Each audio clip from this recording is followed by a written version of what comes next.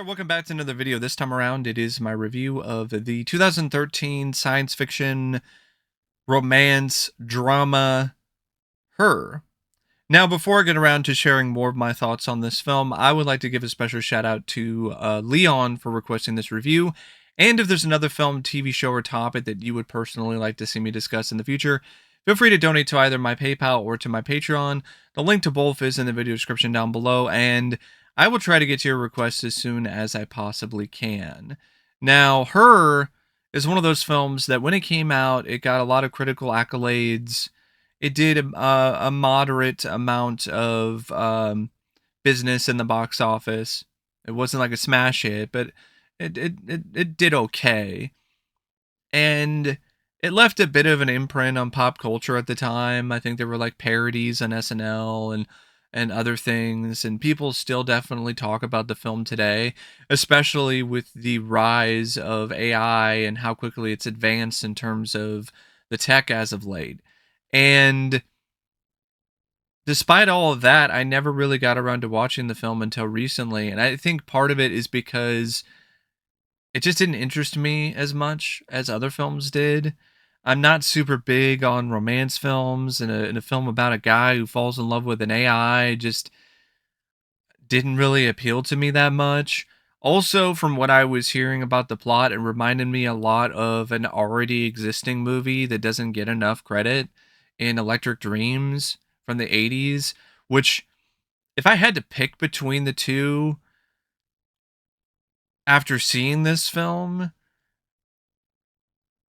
I would actually lean towards Electric Dreams. But Electric Dreams, the reason for that is because Electric Dreams it doesn't suffer from as many pretentious moments or tonal shifts as this film does.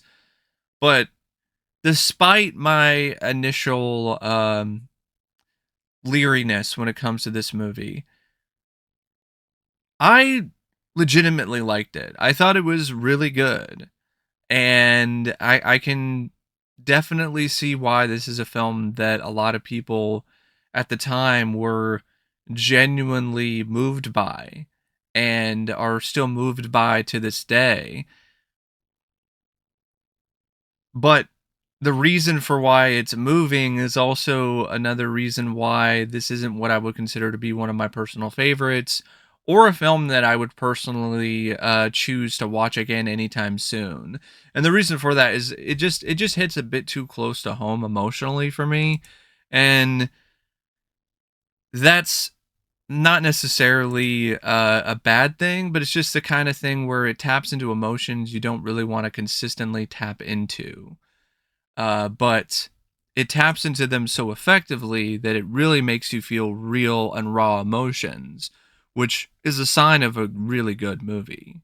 It's directed by Spike Jonze, who also wrote the film. This was his screenwriting debut, which is kind of surprising. I thought he had already written a film long before this, but apparently that isn't the case. And the direction by Spike Jonze, I think it's some of his finest work. The way that he worked with a certain color palette was just exceptional. The way that he worked with his cast and got them to really get to know each other in very unconventional means by putting them in a room together for an extended period of time and just essentially trying to really just create some genuine connection between different cast members is something that I think a lot of directors probably wouldn't try to do because they're afraid of stepping on an actor's toes or making them feel uncomfortable. But he went that extra mile in order to really create some extra authenticity for the film and its characters, and it really did pay off. And so did realizing that the original voice actress that was cast to play the voice of Samantha, actress Samantha Morton, he realized that she wasn't really the best fit, and that something was just missing. So he wound up recasting the voice of the OS, and that's when he found Scarlett Johansson. And that's a sign of a good director as well, as somebody who's willing to not necessarily settle for what you have. If you can do something different, if you feel like something isn't right, then you can just go and change it and have the guts and the wherewithal to do so. And yeah, Spike Jonze is just a visionary filmmaker anyway. Like he's such a unique visual artist, and this film was no exception. I mean, there are so many shots and so many moments in terms of the framing where it's a work of art. Like you could just take a photo of it, put it in a gallery, and you'd probably have people putting bids on it, buying the prints, wanting to put them on their wall. Like it's that kind of movie, and the aesthetic is just amazing. It's well implemented, and it's a film that isn't afraid to play around with different sort of angles here and there or camera movements, but it's also not something that is too chaotic, too wild, too all over the place. It's very focused, it's very measured when it comes to what it's trying to do visually, and the kind of emotions it's trying to evoke with the visuals. And it's just a really great looking film, and big part of that is Spike Jonze. Like he's just a really talented filmmaker, and he's been that way for a long time, even with his short films and some of the music video work that he's done. And I think Her definitely stands as one of his best works as a director. And where's the 4K for this film? Like the Blu-ray looks good, but I would like to see this get a 4K. I think this film would really benefit from it. I'm really surprised Criterion hasn't put out a 4K of this, especially nowadays. Like this movie at the time was considered to be science fiction when it comes to its themes and the subtext and some of the things that it was dealing with, and when it comes to the plot. But now, like it's getting closer and closer to reality. And that brings me to the screenplay by Spike Jonze. I thought the script was, for the most part, pretty brilliant. There were a couple moments tone wise where it was a bit off. I think it was trying to be a comedy at points, but the comedy elements to me felt a bit forced. Or there were moments in the film that I don't think were intended to be comical, but wound up becoming unintentionally hilarious.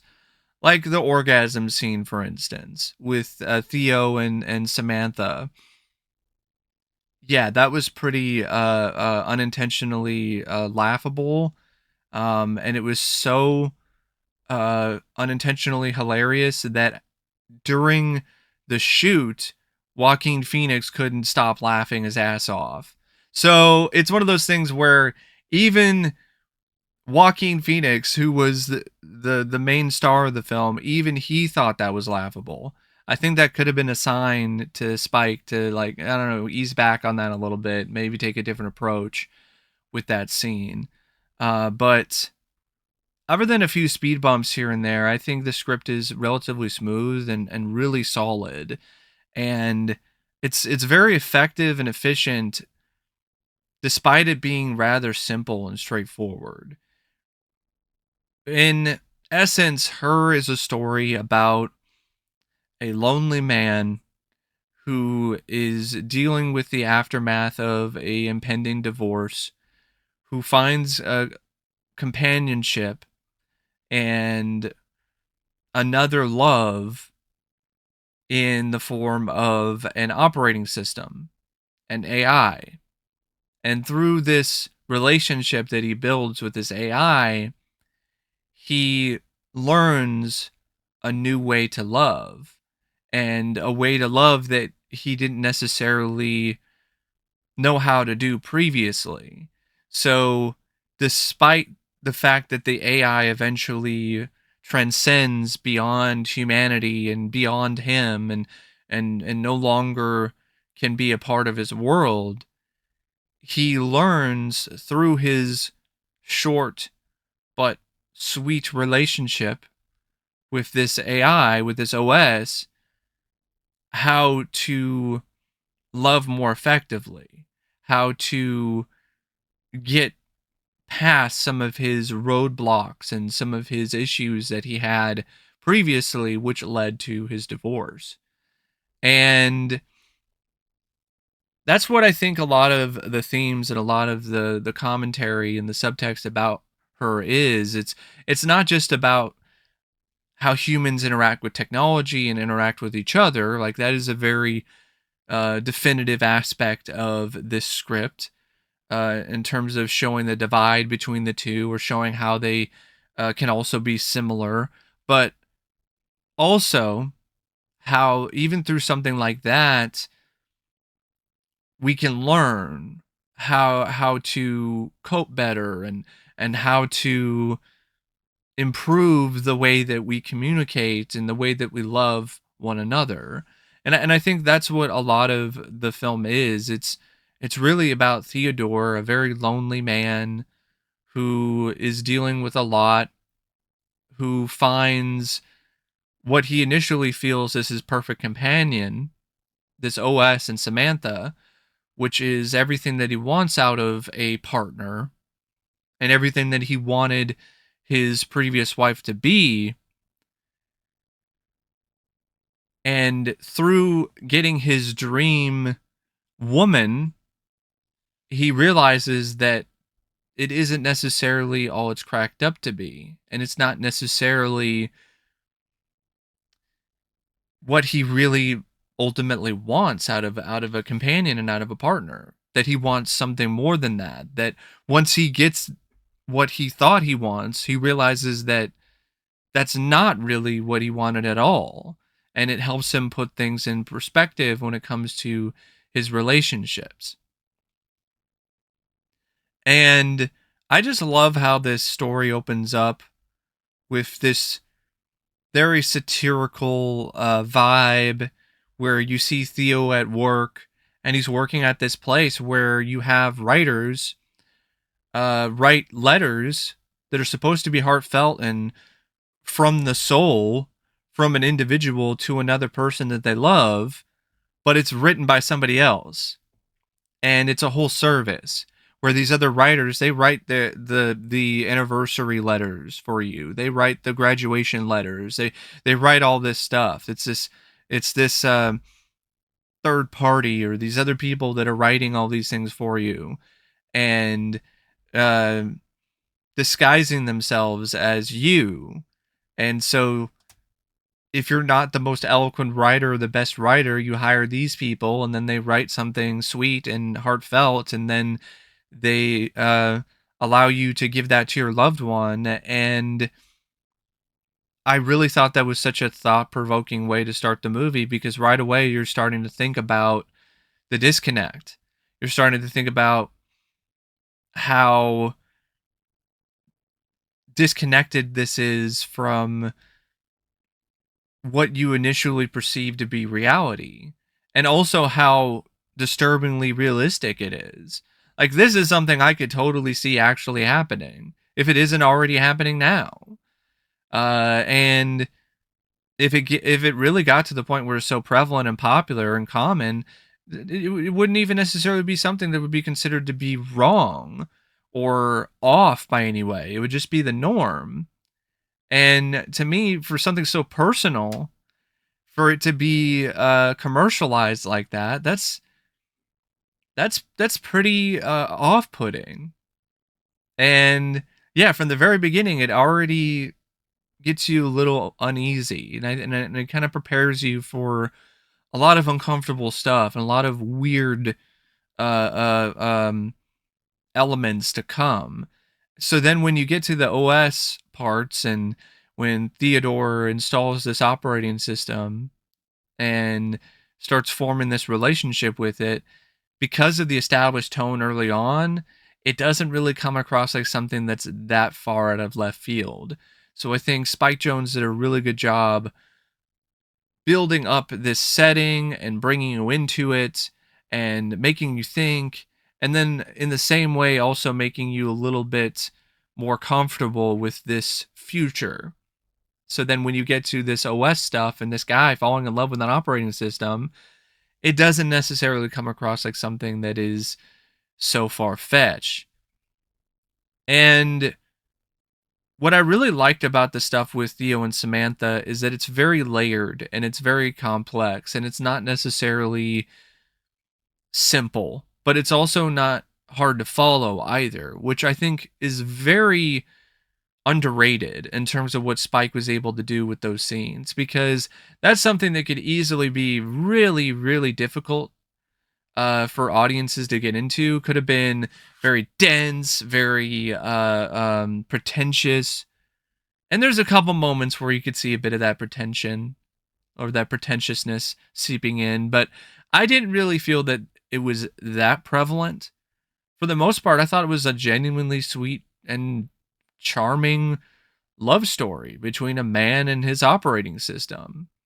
And that whole part of the film just really made me think and provide parallels to my own life, and it tapped into a lot of raw emotions, and it made me genuinely start to sympathize and feel for an OS. And that's an incredible feat of writing, especially for it. I mean, for any writer, especially a first time writer, to have that kind of script, that kind of effectiveness, where you have a screenplay and a story that has an OS that's such a big part of it, an AI, and you sympathize and you feel for the AI as if you would a real person. That's some really amazing, just spectacular writing. And when their relationship eventually falls apart, it's genuinely tragic. Like, you shed a tear for an OS. Like, that's incredible. And I think the reason why it's so moving is because I think for anyone that is lonely, for anyone that is looking for a companion, for anyone who's looking for someone to love, they can kind of put themselves in the shoes of Theodore. And when they see the experiences that he's having and they see him revitalized through his connection with this OS, they see things that they are lacking in their lives. And they see why Theodore would become so attracted to and so enamored with this OS. And at the same time, because of the drawbacks of that and because of how alienating it can be and how just off the whole relationship is, they also realize that that's not necessarily a good thing. Like, they can see why they would form a relationship with an OS if that was something that they could do, but then they realize that it can't really replace human contact and an actual connection with a real human. Uh, this is perfectly exemplified by the scene where Samantha gets this woman who's willing to act as a kind of a surrogate, so to speak, as somebody who is going to act out actions in Samantha's behalf and make love to Theodore. And Theodore is trying his best to be into this because he wants to make Samantha happy, but it's just so awkward and it's just so inhuman, and there's just such a clear disconnect despite the fact that there's a real woman who is caressing him and kissing him and being intimate with him, but she's not speaking, she's just completely mute. And he's hearing Samantha talk in his ear, and she's talking about how much she loves him and all of this, and he's just understandably just really, really uncomfortable with the whole thing. And I feel that was just a great way to show this disconnect, to show that, yeah, there are certain things and certain experiences you can have, and in some ways you can share with an OS that are similar to what you can do with real people. But there are certain other things like intimate contact that you can't replicate in the same way. And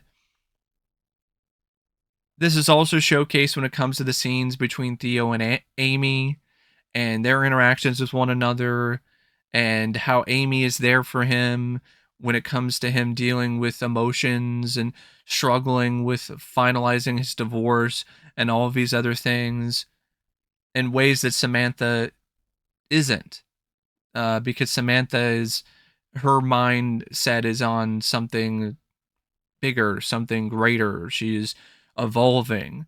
And it really does showcase that you can possibly have this magical connection with this operating system and go on all these adventures and do all these things, but you're still alone. And it shows how isolating that is. And it shows how genuinely disturbing and upsetting that can be. And it does. It just really makes you think a lot about the parallels between your relationships with people in your life as and the way your life is going. And if you get to the point where you're like, maybe I could get to the point where I might try to try to form a relationship with an OS, because at least that's better than nothing, then that's really a point where the film really resonates strongly, because it becomes something more personal, because then you're like, yeah, I connect with Theo, but not necessarily in the way that um is beneficial. Like it's not a good thing that I connect with Theo. It's kind of a wake up call where you're all like, man, I need to work on myself. I need to do a little bit more to try to develop some actual connections with other people that aren't online, because I see myself so much in this character and I don't like that. So I think this screenplay, while the tone is a bit off at times and some of the comedy doesn't necessarily click, and I do feel that there are some moments when it comes to some other characters and some other bits of tech that can be a bit wordy. Um, but when it comes down to just raw, pure emotions, like I think this screenplay is special. I really do feel that way, and I love the way that it ends. It's a breakup of sorts, where um, the OS Samantha and Theo, they move apart. They get farther and farther apart from one another, and eventually she moves on to another plane that Theo can't possibly reach. This is beyond human comprehension, and that allows Theo to move on from his wife fully. And it's insinuated that he's going to try to form maybe a more closer, more intimate connection with Amy. You don't actually see them get hook up, but you get the vibe that might be a door that Theo could take in the future. And I like that about the film. I had a bad feeling about the ending when Theo was talking to Amy after Samantha essentially broke up with him, and he told her, you know, do you want to go? You want to go with me? And I had a bad vibe that are they gonna end themselves? But thankfully that didn't happen. But I got that vibe initially because it was kind of bleak at that point. But no, they just spent some time together watching the night sky. You know, just looking at was it the sunset? They just spent some time together on top of the roof of their apartment complex in the city, and Amy puts her head on his shoulder, and that was it. I thought it was a sweet way to end the film, and I thought it was a very effective way to end the movie, because it ends with Theodore writing that letter and finally letting go of his wife and moving on. And I think that's really what the core message of her is about moving on. It's about how people grow further and further apart in a relationship. Excuse me. For whatever reason, my voice is deciding to betray me today. But yeah, it's about people in a relationship dealing and coping with the fact that they can tend to move further and further apart from one another to the point that they are so distant that they're no longer in love, or they're no longer um, able to be together, and just coping with that, and realizing um, each one's individual part and why the distance grew between the two. And that's really what I think the core theme, or the core element of her is, story wise. It's all about the distance between people in a relationship. And the script, as good as it is, like, it could not possibly work as well as it does without the right cast. And this cast is just really phenomenal. I mean, Joaquin Phoenix as Theodore, it's a perfect bit of casting. You buy him as this eccentric guy who writes letters for people who don't want to write letters, and you buy him as a guy who takes that very seriously and takes it to his heart, and you buy him as a guy who's a sensitive soul, and a guy who's struggling with his loneliness and the isolation that's going on in his life, and you buy his connection with the OS, and you buy him being hesitant when it comes to fully splitting off with his wife.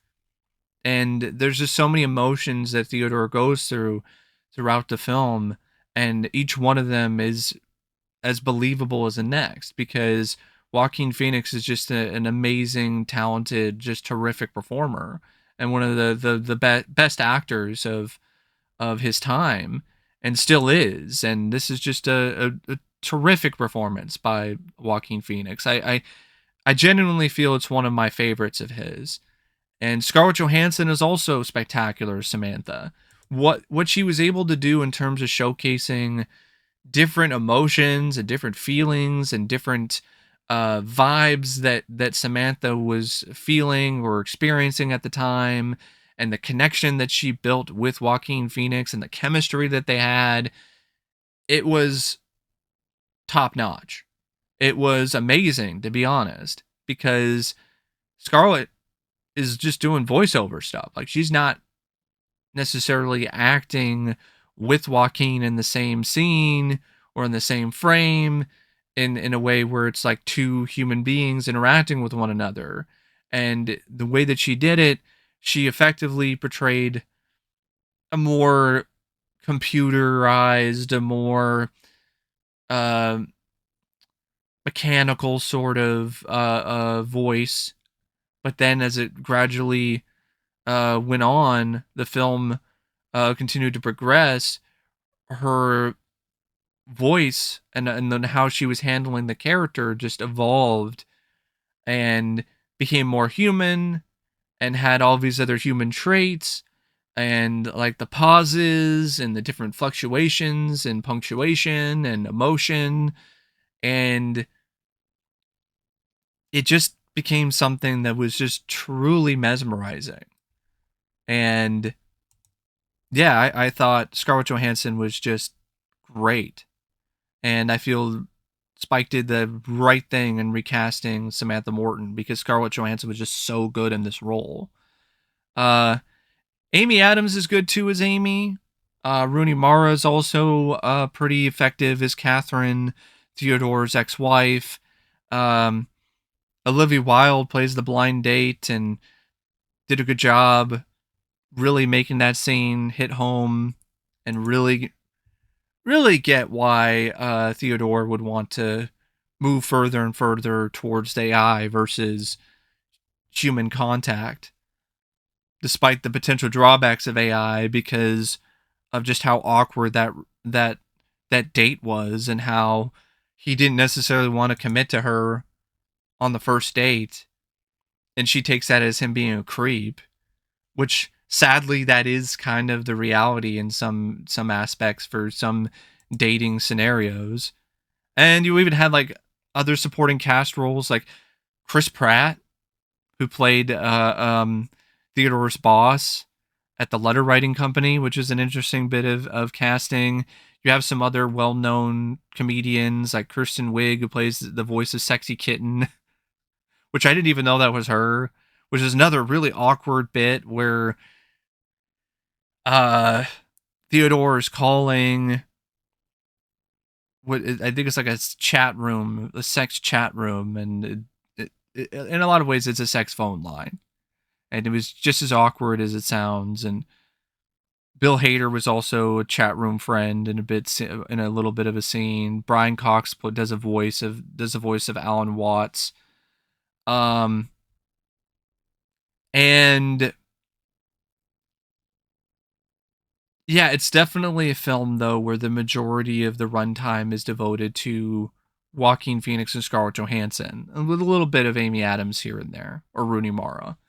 And it's the connection that's able to be built between Joaquin and Scarlett that just makes this film in so many different ways. Another actor I want to mention is this uncredited little cameo is Spike Jonze. He voiced a little video game character who was a total foul mouth, and when it comes to the game that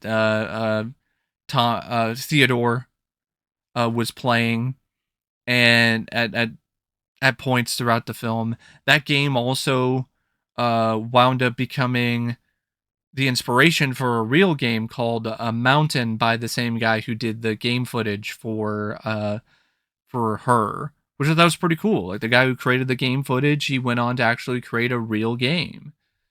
And speaking of real stuff, like I just love how so much of this film there's some CGI in here and there, but so much of it is done practically, and they built sets and they did all this other stuff that just really helped the immersion of the movie.